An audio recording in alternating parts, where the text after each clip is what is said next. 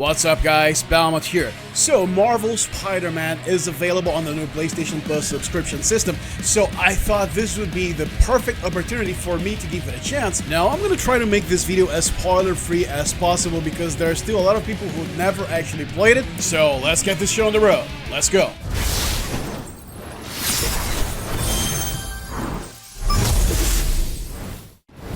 The first thing I need to mention about this title is not its graphical quality, which is amazing. No, nothing of the sort.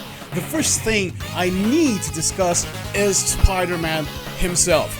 The way he moves, the way he fights, the way he crawls on the wall, the way he hangs from the ceiling have been done to perfection. Now you actually feel like you are in control of Spider-Man in every single sense of the word. And I really commend the developers because they managed to make a really intricate system of web swinging play out as smooth as silk. And if you are anything like myself, then you try to get from point A to point B as fast as you can, and not because you're bored, but because the gameplay is so good, it just compels you into doing so.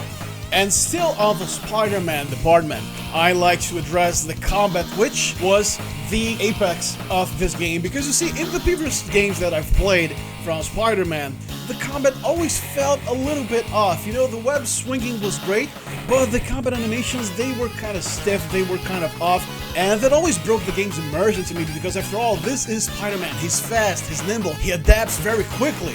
And after you get a few upgrades, both in terms of skill and in terms of gadgets, then you will be using Spider-Man to the maximum of his abilities. And I say that in every sense of the word. You're fast, you can use objects around the background to hit your enemies, you can dodge, you can pull enemy weapons, you can pull enemy shields, you can throw enemies against one another, you can do the web swinging attack, which we got to see in Marvel Superheroes. You can switch between different types of web cartridges on the fly, and this makes for an S-rank high-speed combat. And again, the fact that Spider-Man is able to use his surroundings very effectively against his enemies. You have a multitude of different strategies that you can use on the same battle, no matter where you are. Sure, if you're not careful, the enemies are gonna take you down because they are not stupid. However, if you go at full capacity, if you know what you're doing, if you take some time to actually practice, then you're gonna be swinging around in circles of those fools, and let me tell you, this is way too much fun. This game makes me feel like I'm really fighting as Spider-Man. If, like myself, you had worries about this game's fighting mechanics being too simplistic, then rest assured, the developers really struck out a balance between entertainment. After all, this is a superhero video game, and quality, complexity in terms of gameplay that flows really well. And oh yeah, stealth takedowns are an absolute joy to perform. Now the next thing I want to discuss are this game's cutscenes, which come in tandem with the graphical quality. This game has some of the most amazing cutscenes I've ever seen in a video game. There's this particular one, which I'm gonna show to you on screen, where Spider-Man is actually trying to stop a huge crane from collapsing on the ground. And due to the crane's sheer size, he's forced to do this in very rapid sections. This is movie quality cutscenes. I really appreciate them taking the available technology and not just making a game that's pretty, but putting all of that power to work in very entertaining things for us to see. A nice balance between video game and cinema feel was struck in this game. Now, still on the gameplay department, well, it's actually not a gameplay, it's more of a cosmetic department.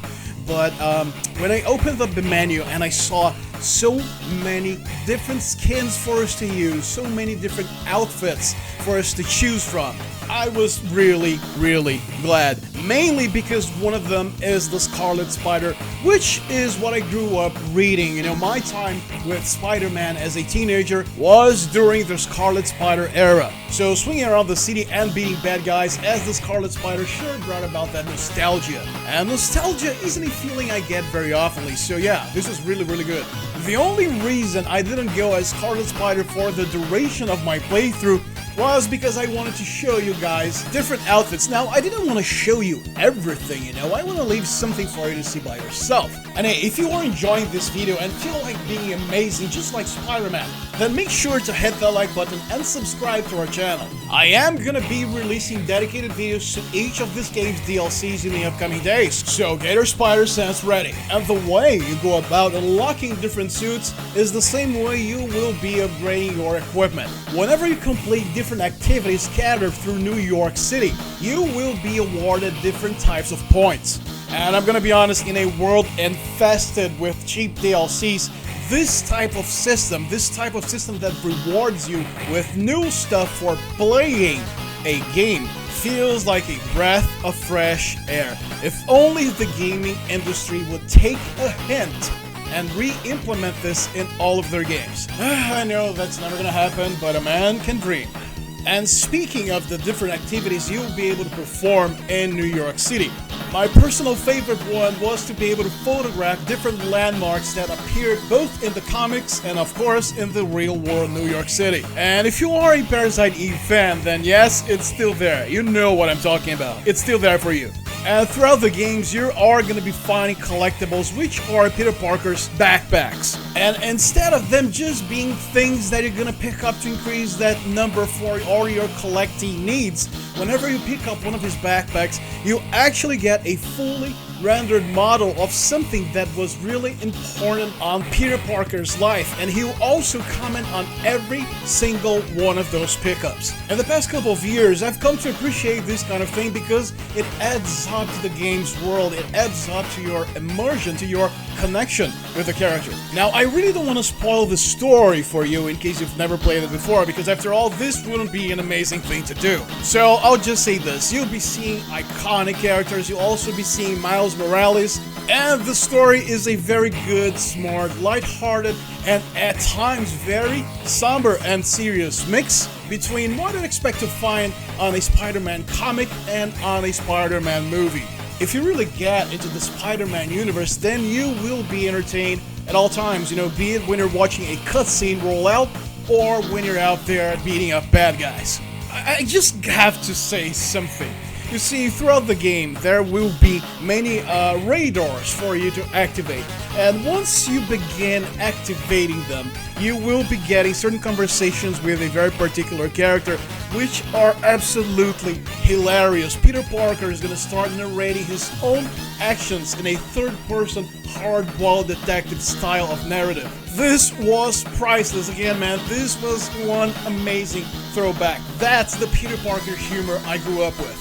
So yes, in the end, this game went beyond all my expectations. I can finally say that we have a 3D Spider-Man game that's worthy of the superhero it represents. Now we are really playing as the amazing Spider-Man. And you know who else is amazing?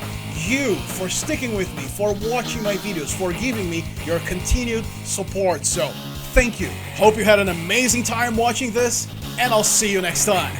Balmont out.